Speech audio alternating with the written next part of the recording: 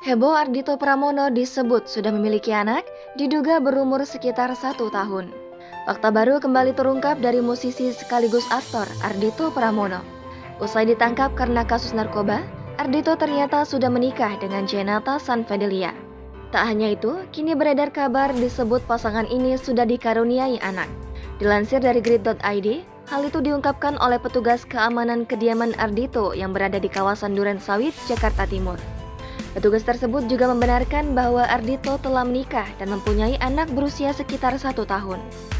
Namun, ia tak mengetahui pasti kapan keduanya melangsungkan pernikahan.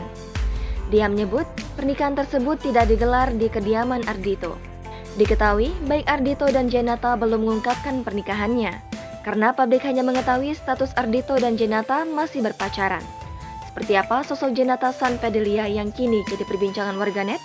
Dilihat dari akun Instagramnya, Jenata Sanvedelia dan sang suami jarang menunjukkan potret bersama.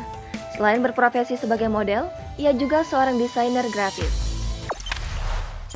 Jangan lupa subscribe, share, komen, dan like ya!